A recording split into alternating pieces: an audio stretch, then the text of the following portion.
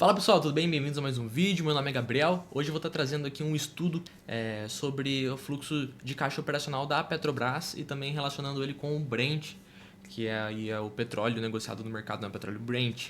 Tá, e só para destacar, como sempre, esse vídeo aqui não é uma recomendação de investimento. Consulte os dados, estude, procure um profissional qualificado, tá? Não use esse vídeo para tomar uma decisão de investimento. Eu sou uma pessoa que gosta de estudar balanços e demonstrações financeiras de empresas, sou estudante de administração, então é uma coisa que me atrai bastante, sou entusiasta nisso, então acabei abrindo o balanço da Petrobras e dando uma olhada, relacionando aí o fluxo de caixa da empresa junto com o seu Brent, tá bom? Não leve esse vídeo para o lado do investimento.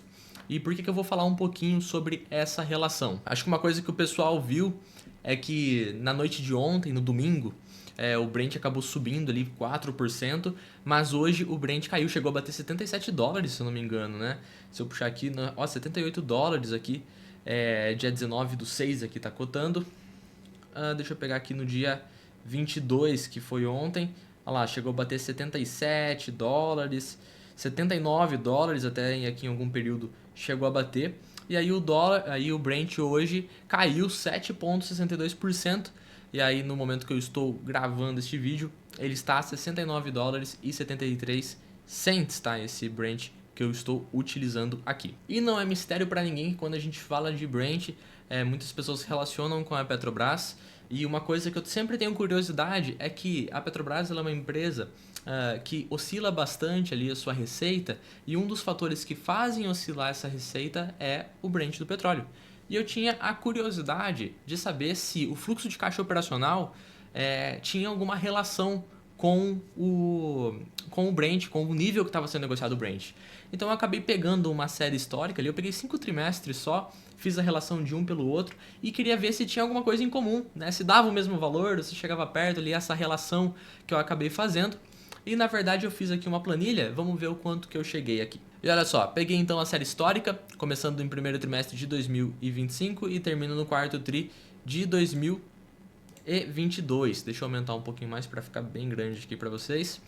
Então, ó, o fluxo de caixa operacional no primeiro tri de 2025, esse agora, foi de 8,5 mais ou menos bilhões de dólares, tá bom? E o Brent foi negociado a 75 dólares e 66 cents. Todas essas informações eu tirei nas demonstrações financeiras da Petrobras. No quarto trimestre de 2024, 8,2 bi, que gerou aí com um Brent de 74 dólares. No primeiro tri de 2024, 9,4 bi, com um Brent a 83 dólares. No quarto tri de 2023, foi 84 dólares o Brent, que gerou também 11 bi de fluxo de caixa operacional. E no quarto tri de 2022, o Brent a quase 90 dólares, gerando 12,8 bi de fluxo de caixa operacional. Aqui eu estou falando tudo em dólares. E aí o que eu peguei foi simples. Eu peguei o FCO, dividi pelo Brent e vi qual era a relação entre esses dois números, tá? Então no primeiro tri de 2025 a relação foi de 112 dólares, ou seja, para cada dólar do Brent foi gerado 112 dólares de fluxo de caixa operacional. E o que eu achei interessante foi que isso se repetiu tanto no primeiro tri de 2025, quarto tri de 2024 foi 110 dólares por dólar do Brent, e no primeiro tri de 2024 foi 113. Então nesse período de um ano aqui que eu peguei, a média foi de 112 dólares.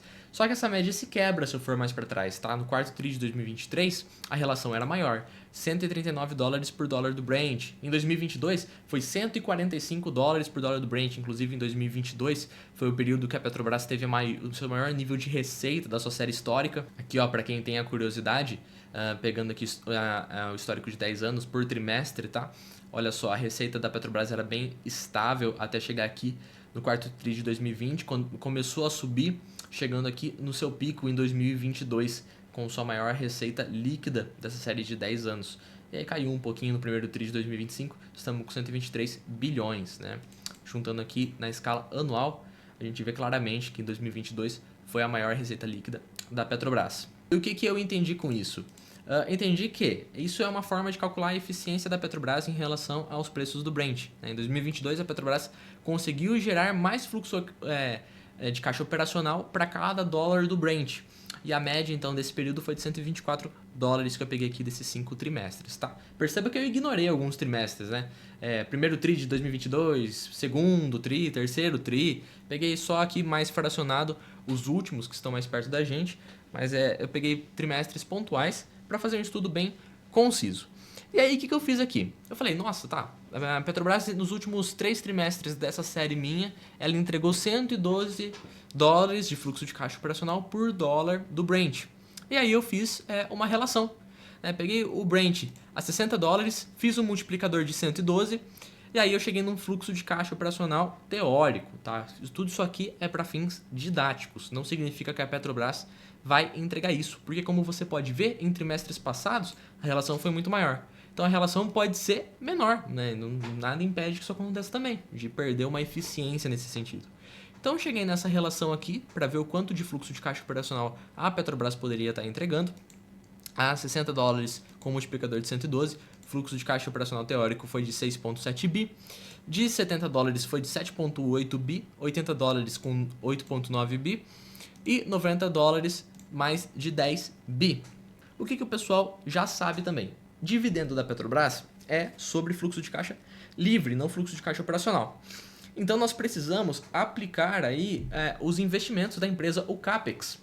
Eu chamei nesse caso de dedutor. Onde que a gente vai pegar essa informação? Essa informação você pega aqui ó, na liquidez e recursos de capital. Tá? A gente pode pegar aqui para chegar no fluxo de caixa livre. Então aqui você vai ver as disponibilidades, que seria o caixa da companhia. Aqui eu estou pegando as informações em dólares, tá bom? Então, a caixa equivalente de caixa no começo do período, recurso gerado pela atividade operacional, foi isso aí que eu utilizei ali no FCO, recurso consumido pela atividade de investimento, por aí vai. Aqui no final a gente vai ter essa linha aqui, recursos gerados pelas atividades operacionais, aquisições de ativos imobilizados intangíveis e o fluxo de caixa livre. Então, FCL é esse menos esse, tá? Aquisições de ativos imobilizados e intangíveis, que seriam os investimentos da empresa ou o seu CAPEX, tá bom? Aqui é a mesma coisa, se você pegar esse, menos esses dois, vai dar o fluxo de caixa livre, que é o valor que eu coloquei aqui mesmo, tá? E aí eu também tentei encontrar se havia alguma relação entre o FCL e o FCO, por alguma margem ali para ver se existia uma linha padrão ali de investimentos baseado no fluxo de caixa operacional, mas na verdade não, né? E no primeiro tri de 2025 essa relação ficou em 53%, ou seja, para cada dólar de fluxo operacional que a empresa gerou, sobrou para ela 53 cents ali de fluxo de caixa livre. No quarto tri de 2024 foi 45%. No primeiro tri de 2024, perdão, aqui, tá certo, coloquei 69%. No quarto tri de 2023 foi 69%. E no quarto tri de 2022 foi 72%. Uma coisa que eu coloquei aqui na média, né, é que ficou nessa casa aqui em média de 3,6 para 7 bilhões de dólares de dedutor, que seria os investimentos por trimestre. Você viu que os tri que mais escaparam disso foi o primeiro tri de 2024, que ficou abaixo de 3 bilhões, e o quarto tri de 2024, que ficou acima de 4 bilhões. O que isso aqui quer dizer, então? Que quanto mais for aplicado um dedutor, ou seja, quanto mais a empresa investir, menor vai ser o fluxo de caixa livre da companhia, e aí ela vai também, consequentemente, pagar menos proventos, tá? Só para entender qual que é a conta do dividendo da Petrobras. Você vai pegar esse FCL, vai multiplicar por 0,45, e aí você vai ver o valor que ela vai estar pagando pelos seus dividendos, né, em forma de proventos. Faz isso que é a relação inteira aqui. Aí você tem que dividir pela quantidade de ações. Se não me falha a memória, são 12,888 bilhões, né? Então vamos fazer essa conta aqui. Esse dividido por 12,888. E aí vai dar em dólares o quanto que a Petrobras pagaria por ação, né, aqui em dólar. E aí você pega o preço do dólar hoje para saber o quanto que isso daria em reais. Fiquei em dúvida aqui o quanto que a Petrobras tinha de ações, vim aqui no Status Invest, é isso aí mesmo, né? 12,888 bilhões de papéis. Então a conta que você faz aqui, vamos supor que a empresa teve um fluxo de caixa operacional, ou melhor, um fluxo de caixa livre de 4,5 bi, aqui são em dólares, né? Então 4,5 bilhões dividido por 12 bilhões 888 vai dar aí 0,34. E aí multiplicando por 0,45 vai dar o 0,15 que eu cheguei ali antes, tá? Então é isso aí mesmo, questão do cálculo do provento da Petrobras. E aqui agora eu vou ler essa matéria aqui, publicada pelo Investidor 10, né, que é Matheus Silva, falando sobre a Petrobras fazer muito esforço para pagar dividendos extraordinários, né?